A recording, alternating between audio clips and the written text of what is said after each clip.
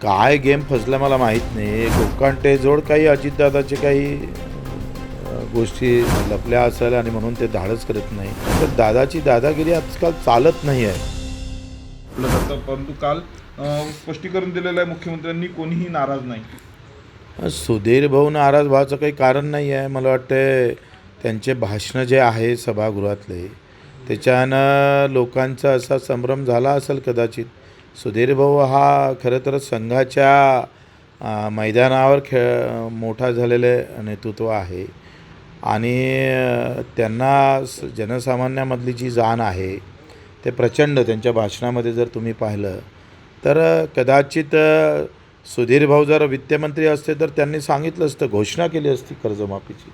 पण ते दुर्दैव आहे महाराष्ट्राचं. धर्माचे नाव देऊन 28 लोकांसाठी सिंदूर यात्रा काढतं आणि 6 लाख शेतकरी आत्महत्या करून मरतं, त्याची चर्चाही करायला सरकार तयार नाही आहे. म्हणजे कसा दुबळेपणा आहे हे स्पष्ट होते.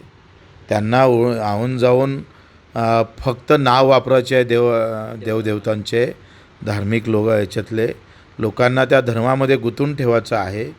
पण तो महादेवाचा त्रिशूल आम्ही पाहतोय शेतकऱ्याच्या छाताळ्यात खुपसाचा आहे. अशा प्रकारची व्यवस्था आणलेली आहे. 6 लाखाच्या आमच्या आई बहिणी हिंदू, सरासरी 90% हिंदू आई बहिणीचं 6 लाख शेतकऱ्यांच्या बहिणीचं जेव्हा सिंदूर उधळलं गेलं त्याच्यावर मोदीजी बोलायला तयार नाही, देवेंद्रजी बोलायला तयार नाही, साधी श्रद्धांजली पण द्यायला तयार नाही आहे. एवढी आम्ही पाहतोय मानसिकता यांची येऊन बसली आहे. आणि म्हणून असे नवीन नवीन नाव काढायचे, सिंदूर यात्रा करायची. 28 लोकांसाठी सिंदूर यात्रा काढली, ठीक आहे, मान्य आहे. पण 6 लाख लोक पाय घासून घासून आत्महत्या केली, त्याच्यासाठी तुम्हाला सिंदूर आठवत नाही, त्यांचं सिंदूर दिसत नाही. याच्यासारखं दुर्दैव काय आहे? अजित पवारांनी पत्रकारांना केला, आता चौथ्यांदा जर चूक केली तर माफ करणार नाही कोकणना, असं अजितदादांनी म्हटलं. एकीकडे अजितदादाच अभय देत असल्याचं बोललं जाते.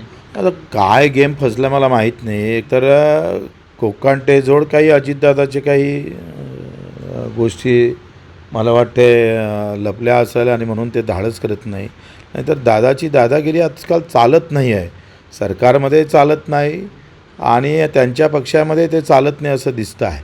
कारण आपण जर पाहिलं तर 2-3 गोष्टी जर तपासल्या तर त्यांचं कोणी ऐकत नाही पक्षामध्ये असं दिसतं आहे. राज ठाकरे गेले होते, त्यानंतर 2 भाऊ एकत्र येण्याची चर्चा सुरू होती. आता पुन्हा जर आपण पाहिलं तर राज ठाकरे आणि मुख्यमंत्री फडणवीस यांची भेट होण्याची शक्यता आहे नाशिकातल्या आदिवासी आश्रमशाळेत. चांगली गोष्ट आहे. एकंदरीत मी तुम्हाला म्हणतोय का हा खेळ आखरी भाजपचा आहे. सगळ्या याच्यामध्ये म्हणजे सगळ्यांना व्यवस्थित कसं ठेवायचं. काल उद्धव साहेबांच्या खासदाराला जन्मदिवसानिमित्त अमित शहाजीनं फोन केला. उद्धव साहेबांनाही शुभेच्छा दिलेल्या आहे. एकंदरीत केंद्रामध्ये उद्या जर नितीशजी म्हणजे बिहारचे आणि आमचे आंध्रातले चंद्रबाबू नायडू हे हालचाल करू नये. त्यांना व्यवस्थित इशारा देता या माध्यमातून की अगर तुम हट गए तो मेरे पास पवार साहेब और उद्धव साहेब आहे. अशा प्रकारचं राजकारण भाजपा व्यवस्थित खेळत आहे, व्यवस्थित दबावतंत्र आणत आहे. याचा अर्थ उद्धव पवार साहेब भाजपाले पाठिंबा देईल असं नाही आहे. पण तसं दर्शवलं जातं का हातातले लोक गेले नाही पाहिजे आणि BJPची सत्ता कायम राहिली पाहिजे. हे मित्रपक्ष जे आहे त्याच्यावर दबावतंत्र आणण्याचा व्यवस्थित प्रयत्न आहे. आणि म्हणून लोकांना खेळ समजूच द्यायचा नाही, या गुंतागुंतीतच ठेवायचं असं एकंदरीत चित्र, संभ्रमाचं चित्र निर्माण करण्याचं काम भाजपा फार व्यवस्थित करतं. त्यामध्ये ते माहीर आहे आणि तसं ते दिसतं आहे. एकतर मुख्यमंत्री पूर्ण महाराष्ट्रातल्या शेतकऱ्यांना कशा पद्धतीनं खोटं बोलतात ते सांगायचं आहे. ते विषय मांडणार आहे का त्यांनी सांगितलं का दुष्काळ पडला तर आम्ही कर्जमाफी देऊ. पहिली गोष्ट तर तुम्ही निवडणुकीच्या अगोदर फक्त 7-12 कोरा म्हटलं आहे, म्हणजे त्यावर तर तुम्ही दूर झाले. पण मला एक सांगा, MSPची जी खरेदी झाली म्हणजे हमीभावावर खरेदी किती झाली तर 10 ते 15%. 10 ते 15% सगळ्या एकंदरीत जर विचार केला तर फक्त 10% खरेदी झाल्यामुळं अर्ध्या अधिक 75% शेतकऱ्यांना हमीभावाचं सुद्धा भेटले नाही, पण त्याच्या खाली जाऊन विकावं लागलं. त्याच्यामुळं कर्जबाजारीपणा वाढलेला आहे.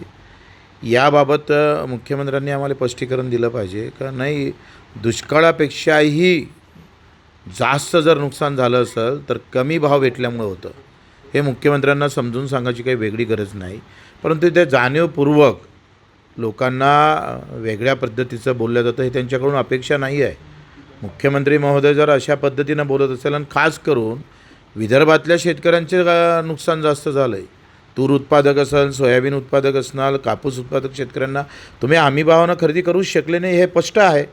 आणि तुम्ही दुष्काळाची वाट पाहत असेल तर याच्यासारखं दुर्दैवी गोष्ट नाही आहे का आता आमचे मुख्यमंत्री दुष्काळ भेटल्याशिवाय कर्जमाफी होणार नाही असं सांगून जात असेल तर हे सगळ्यात म्हणजे आमचं शेतकऱ्यांना आता कर्जमाफीसाठी दुष्काळाची वाट पाहावं लागेल, प्रार्थना करावं लागेल का देवा आता दुष्काळ घाल आणि आमची कर्जमाफी त्या निमित्तानं होऊ दे.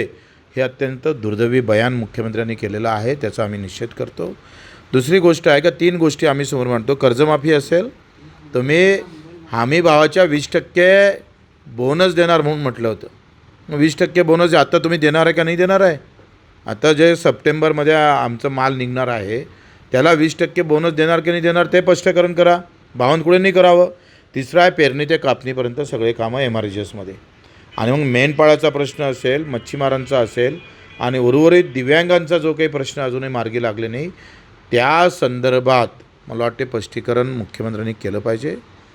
नाही केलं तर आंदोलन मात्र तय आहे. ते आंदोलन कसं राहणार आहे ते आज आम्ही 4 वाजता आमचे वसंतराव नाईक जे मुख्यमंत्री होते त्यांच्या समाधीस्थळी आम्ही जाहीर करणार आहोत. आणि पुढची रणनीती 4 वाजता आम्ही सगळ्या विदर्भातल्या कार्यकर्त्याला, जिल्हाप्रमुखाला आणि काही शेतकऱ्यांना बोलावलेलं आहे, काही नेत्यांना पण बोलावलेलं आहे. आणि ते 4 वाजता आम्ही येणारी खरं तर नागपूरमध्येच आता घेरण्याचा आम्ही प्रयत्न करू. आणि आता आंदोलन करून सोडणार नाही तर जेथपर्यंत प्रश्न सुटणार नाही तेपर्यंत त्याला लावून धरण्याचं काम करू.